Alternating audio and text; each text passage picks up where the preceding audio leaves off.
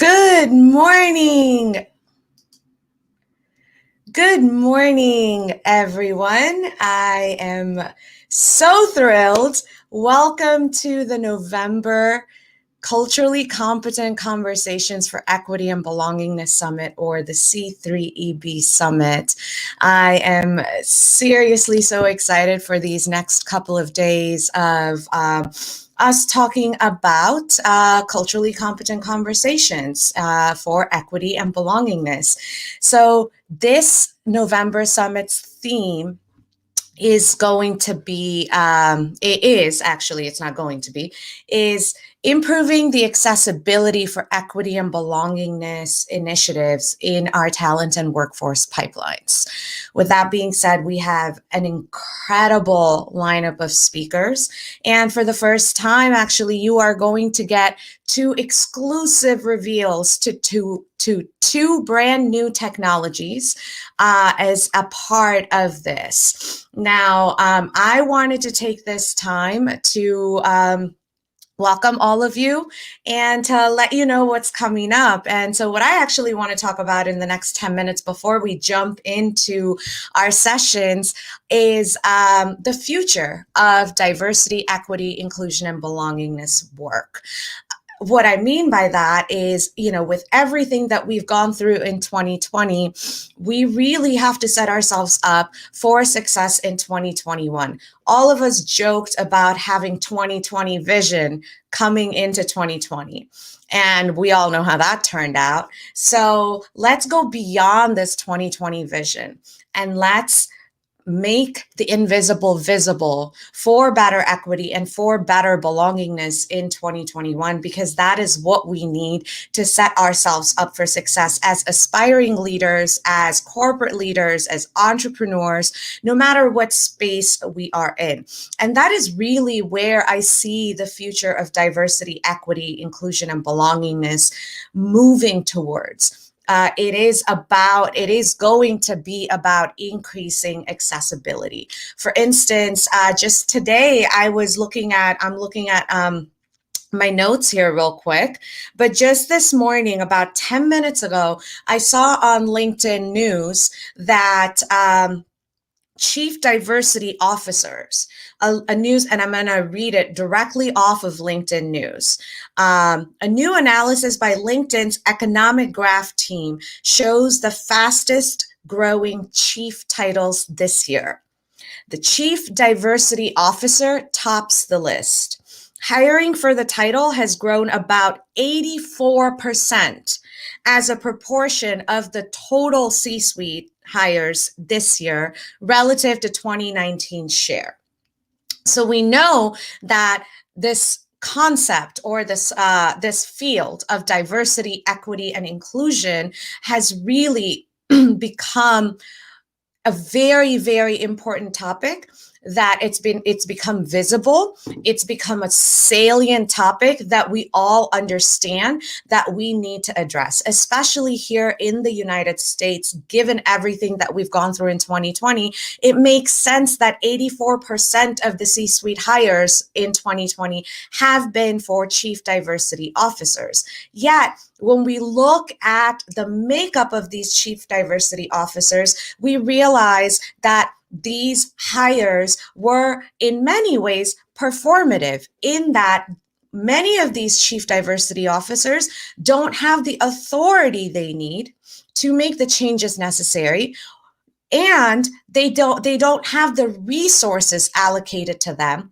to make the necessary changes. So while the numbers have gone up, this is exactly what the diversity, equity, inclusion, and belongingness future needs to be thinking about. While the numbers have gone up for a particular role, how much systemic change have we actually created through that? Because again, while 84% of the C-suite hires in 2020 were chief diversity officers, and it seems like a lot, I'm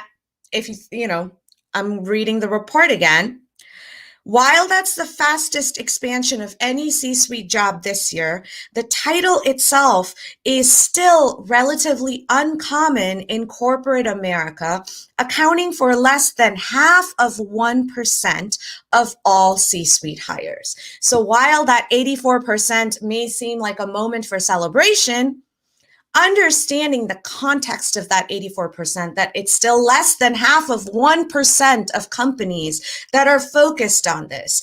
And at the same time, we know from Gallup and McKinsey that 84% of companies out there believe that diversity, equity, and inclusion is important, yet only 11% of the companies have taken any action toward actually making diversity, equity, and inclusion their business goals instead of a side goal relegated to the storage closets of corporate America.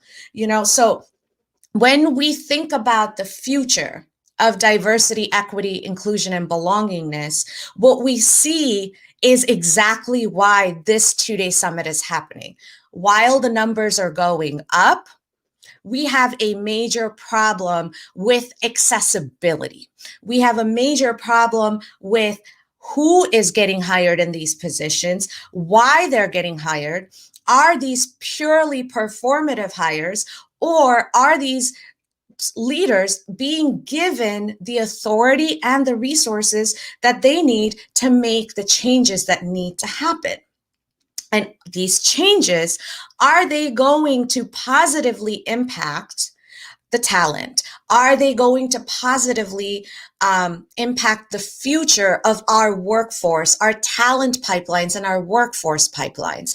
These are all questions that we absolutely have to answer for us to move forward toward a more equitable and a more intentionally inclusive future. So that's why the summit is happening now, before 2021, so that we can improve our 2020 vision and go above and beyond the numbers to create real systemic change that is accessible and equitable to everybody involved. Because as we love to say here at the C3EB Summit with our team and our partners, inclusion is not a zero-sum game. Inclusion includes everybody. And neither are equity and belongingness. They're not zero-sum games here. So the future of diversity, equity, and inclusion needs to consider belongingness. Because it is only through that we are going to get intentional inclusion. And I'm going to give you one quick story before we jump into our amazing roundup for today. I'm getting so excited about it, I'm actually getting speechless. Back in August of 2020, when we started, the C3EB Summit, actually starting in June, when we started planning, we put together the entire inaugural C3EB Summit in 9 weeks. One of my biggest dreams was to make this summit accessible to everybody. This is why the live streams are free. At the same time, for us to be able to sustain this, we need better solutions. One of the things that I wanted to do there was to provide live American Sign Language interpreters so that we can be accessible to the deaf and hard of hearing communities as well. And we definitely tried that, and we're in the process of still continuing to work through that. As it turns out, there are ADA compliance issues and labor law issues that we absolutely have to work through. So the reason I'm bringing that story up is diversity, equity, inclusion, and belongingness, they're not just checkboxes. They are processes, and every step of the process, we get to tweak the process to improve it. We get to innovate on the solutions that we can provide to our audience, to our attendees, to our experts, and to anybody that wants to get access to this summit.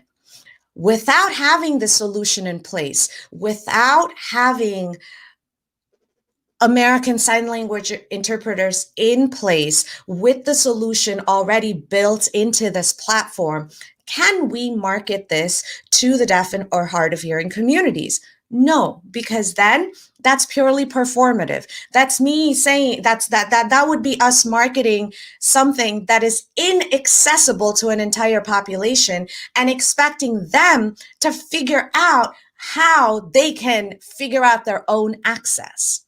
The reason, again, I bring that up is, yes, it takes work, but it's not a lot of work. It just takes intentional work.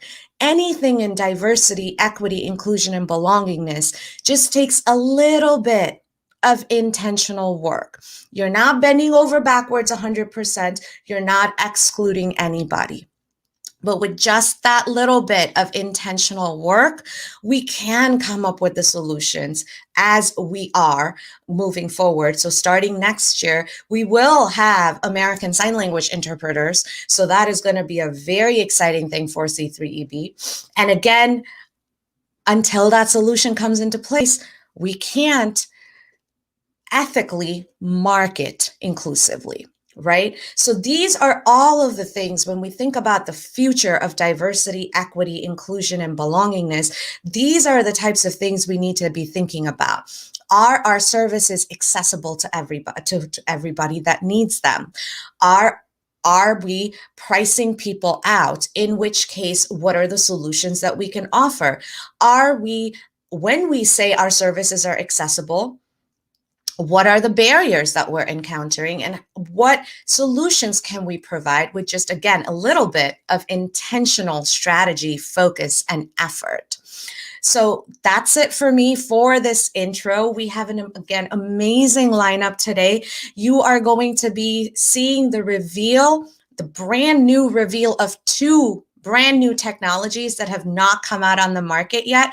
And both of these technologies have positioned themselves to assist diversity, equity, inclusion, and belongingness efforts in this country and around the globe. So I'm very excited for those reveals.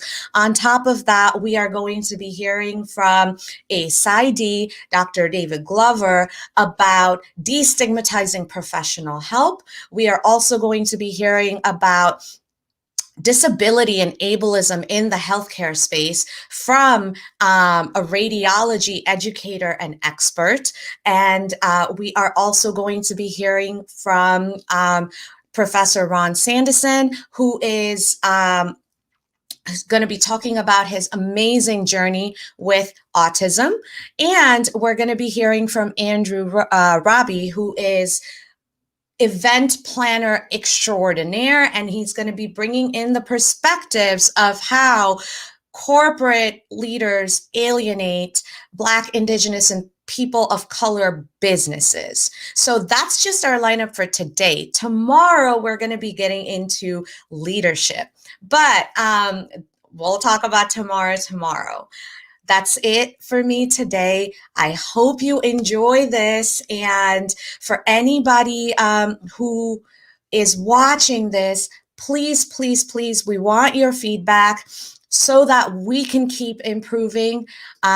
You're going to see this ticker on the bottom. The survey is very simple. It's very quick, and it's just www.bit.ly/C3EB survey.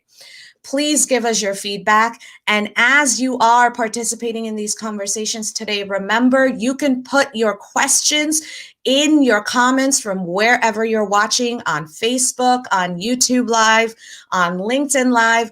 Put your comments so that we can answer them. Some of those comments come into us as anonymous, but we will still answer your questions. And I'm excited to be bringing our speakers up for you in just about 10 minutes. So that's it for me for now, and we'll see you at 11:30 with our very first session. And remember, you can get access to all of this content, to nearly 100 hours of content that we are creating between August 2020 and August 2021 by getting your annual access pass at c3eb.com. That access pass allows us to sustain our programming and allows us to build out our tech infrastructure and our web infrastructure, our video hosting capabilities, and more, so that we can continue to bring this programming to you. So I really hope you walk this walk with us and you support us as we grow C3EB into 2021 and beyond, and make it the most beautiful, accessible platform that there is. That's my dream for C3EB.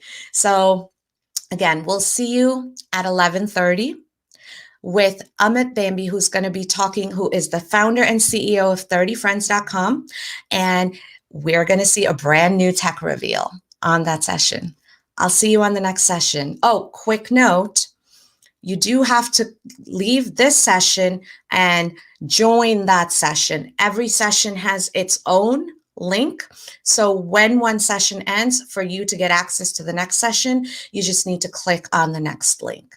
So I hope you join us for the rest of the day. It's going to be an amazing lineup. Bye.